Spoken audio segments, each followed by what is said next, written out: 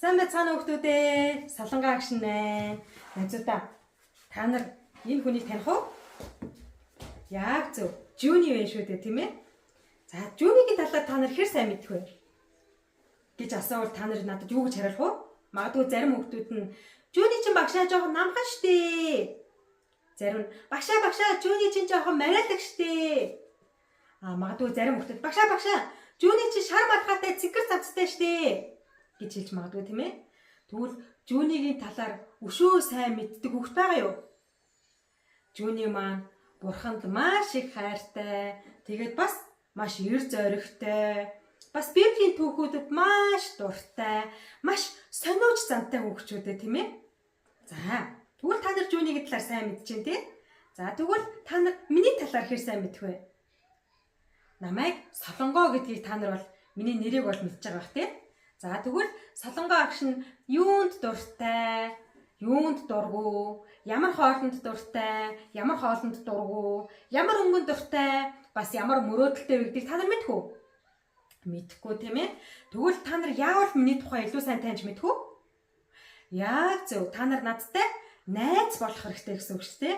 Олон хоног надтай юм ярилцаад, надтай тоглоод, надтай цагийг өнгөрөөх юм бол Солонгоо багш чинь ийм хүн байж дээ. Ийм зан ааштай, бас ийм хоолн дуртай, ийм мөрөөдөлтэй, ийм зан ааштай юм байна гэд мэдэн штэ, тийм ээ? За, тэгвэл бурхан ч гэсэн яг адилхан.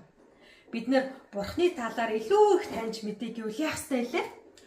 Бурхантай ойр дотн хүрлэх хэрэгтэй болох нь шүү дээ, тийм ээ? Тэгжээч бид нэр бурхан ямар үед уурладаг, ямар үед баярладаг, тийм ээ? Ямар үед бурханы сэтгэл нь хөдөлдөг вэ гэдгийг бид нэр мэдэх боломжтой. Тэгвэл Библиэлд бурханы талаар сайн мэддэг болсон, бурхантай ойр дотн нөхөрсөн хүмүүс гардаг. За, жишээлх юм бол Авраам, Яаков, Йосеф байдаг, тийм ээ? Тэгвэл тэр дундаа бүгдээрээ Йосеф бурхантай хэрхэн яаж нөхөрснийг хамтдаа Библиэс харцгаая. Бүгдээрээ хуучин гэрээ номны 1-р шестээр 29-ийн 14-р ишлэлийг багштайгаа хамт уншъя. Гэхдээ би хэн болоод миний ард түмэн юу болоод ийхүү сайн дураар өргөж чадсан бэ? Учир нь бүх зүйл танаас бөгөөд таны мутраас бид танд өгсөн юм аа. Амен. За. Өнөөдрийн Библийн баатар болох Йосеф маань бурхантай хэрхэн яаж нөхөрсөн бэ? Йосефийн хувьд бурхан гэж хэн байсан бэ? Тэгвэл хамгийн нэгдүгээр бурхан Йосеф зүүдийг өгсөн байдаг шүү дээ. Ямар зүүд вэ? Ах нарынх нь боосон сүрэл, Йосефийн боосон сүрлийг тойроод түн мөргөж байгаа зүүд байсан, тийм ээ? Мөн Йосеф дахин нэг зүй зүүдсэн, тэр нь нар сар одод Йосеф мөргөж байгаа тийм зүй зүүдсэн, тийм ээ? Хожим нь энэ зүйд биелсэн болов? Мэдээж биелсэн. Хожим нь Йосеф маань Египтийн ерөнхий сайд болоод ганц удаатай 7 жилийг өнгөрөөж байх үед ах нар нь үр тариа худалдаж авахаар Египтэд ирэх үедээ Йосеф сүгдэн мөргсөн байдаг шүү дээ. Тэгэхээр Йосефийн зүүд биелэлээ болсон байна. За, тэгвэл хоёрдугаарт бурхан Йосеф мэрэгэн ухаан болоод эр зориг өгсөн байна. Йосеф Египтэд боол болж худалдагдаад Потифарын гэрт зарц болгон ажилласан, тийм ээ? Потифарын гэрт ажиллаж байх үедээ тэр маш мэрэгэн ухаантайгаар альваа зүйлд хандаж байсан. Тэгээд хийж байгаа бүх ажилдаа маш итгэмжтэй сайн байсан учраас бурхан Йосефийг бүх талаар нь өрөөгөөд Йосефоор дамжуулаад Потифарын гэрийг хүртэл өрөөсөн байдаг. Тийм учраас Потифар Йосефийг гэрийнхээ даамал болгоод бүх ажлыг Йосефт хариуцсан байдаг. Йосеф маань тухайн үедээ маш царайлаг, маш сайхан залуу байсан учраас Потифарын эхнэр нь Йосефийг уруу татдаг шүү дээ, тийм ээ? Йосеф, надтай унтаач дээ гэх, тийм ээ?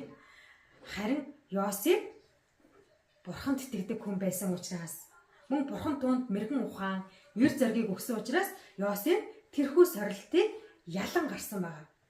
Боёо сорилт нь унаагүй байгаа, тийм ээ? За. Ингээд Йосеф маань Потифарын эхнэрт гүтгэхдээ Египтийн шоронд хоригдож байх үедээ хоёр хүний зүүдийг тайлсан байдаг. Тэр нь хэм билээ? Нэг нь Египтийн хаан фараонд үйлчилдэг ахлах сүмж. Нөгөөх нь ахлах талхчин тийм ээ.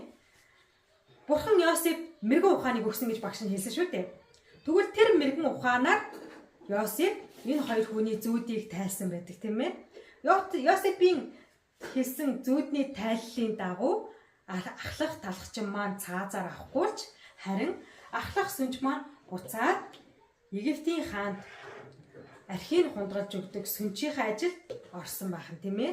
За мөн үүгээрч зогсоогүй Йосеф маань Египтийн хаан фараоны зүүдийг хүртэл тайлсан шүү дээ тийм ээ. Тэгээд фараон Йосефийг шагнаад Египтийн ерөнхий сайд болгосон байдаг шүү дээ. Ингээд Бурхны өгсөн мэрэгэн ухаанаар Йосеф маань Египтийн хааны зүүдийг тайлаад ганц удаатай 7 жилийг даван туулсан байдаг тийм ээ. За 3 дугаарт нь Бурхан Йосеф хайр ба уучлалыг тийм зүрстгэлээр дүүргэж өгсөн байна. Та нар санаж байвал Йосефийн ах нар Йосеф татаархаад тийм ээ. Йосефийг харанхуй нүхэнд хаяад жинжтэд худалдаалсан шүү дээ. Харин хожим нь Йосеф Египтийн ерөнхий сайд болсны дараа ах нар нь ганц удаатай 7 жил болж явах үед үр тариа худалдаж авахаар Йосефийн өмнө өвдөг сөгдөөд ирэх үед яасан бэлээ? Йосеф ах нарыгаа уучлсан. Ах нар нь ч Йосефоос уучлалгүйсэн байна. Ингээд Йосеф Бурхны өгсөн хайр ба уучлалын зүр сэтгэлээр ах нарыгаа уучлаад ах нарыгаа хайрлаад хожим нь Йосефийн ах нар болоо түүний аав, түүний зарц шивгчээс тийм ээ мас зүргэн Египтийн хамгийн сайхан гэсэн газарт нутаглан суусан байдаг. За тэгвэл Йосеф маань ийхүү Бурхантай ойр дотн нөхөрсөн байна. Тэгвэл хүүхдүүдээ Бурхан биднэртэй яаж нөхөрлөд юм бол Йосеф зүүд хүсэл мөрөөдлийг өгсөн тэр Бурхан өнөөдөр биднэрт зүүд хүсэл мөрөөдлийг өгдөг болов? Өгдөг. Хүүхэд болгон өөрийн гэсэн хүсэл мөрөөдөлтэй байдаг тийм ээ. Йосеф хүсэл мөрөөдөлтэй хүрэхийн тулд замдаа маш их саад бэрхшээл, зовлон бэрхшээлийг туулсан ч гэсэн Бурхан надтай хамт байна гэсэн итгэлээ хаяагүй учраас эцэст нь Йосефийн мөрөөдөл биелсэн байгаа тийм ээ. За хоёрдугаарт нь Бурхан Йосеф мэрэгэн ухаан, эр зориг өгсөн. Тэгвэл тэр Бурхан биднэрт ч гэсэн мэрэгэн ухаан, эр зориг өгдөг. Бид нэр альва асуудлыг Бурханы мэрэгэн ухаанаар шийдвэрлэдэг байх хэрэгтэй. Мөн эр зоригтой байх хэрэгтэй ханаас тийм ээ. Сорилтыг даван туулах зоригтой байх хэрэгтэй гэсэн үг. Тэгвэл 3 дугаарт Бурхан Йосеф хайр ба уучлалыг дүүргэж өгсөн тийм. Тэгвэл бид нар ч гэсэн бусдыг хайрладаг, мөн надад буруу зүйл хийсэн ахын дүүсээ уучилдаг тийм хүүхдүүд болох хэрэгтэй. Тэгвэл бүгдээ хамтдаа залбирцгаая. Бурхан эзэн минь таньда баярлалаа. Йосеф Бурхан эзэн тантай ойр дотн нөхөрлсөн шиг бид нар ч гэсэн Бурхан тантай ойр дотн нөхөрлөхийг хүсэж байна. Та бидэнд хүсэл мөрөөдөл, бидэнд мэрэгэн ухаан, эр зориг, хайр ба уучлалаар биднийг дүүргэж амьдруулж өгөөч гэж танасаа гуйж байна. Есүсийн нэрээр залбирлаа. Амен. Хүүхдүүдээ бүгдээрээ эх 7 хоногийн турш Йосеф шиг тийм ээ Бурхны хүсэл мөрөөдөл, мэрэгэн ухаан, хайр, эр зориг, уучлалаар дүүрэн хүүхдүүд болцгоё. Мөн 2 дугаар бидэнд зүүдийг өгдөг, мэрэгэн ухаан, эр зоригийг өгдөг, хүн бидэнд хайр ба уучлалыг дүүргэж өгдөг тэр Бурхантай хүүхэд болгон заавалчгүй уулзаасай гэж багш нь ерөөж байна. Бүгдээрээ дараагийн 7 хоногт баяртайгаар уулзцгаая. Түр баяртай.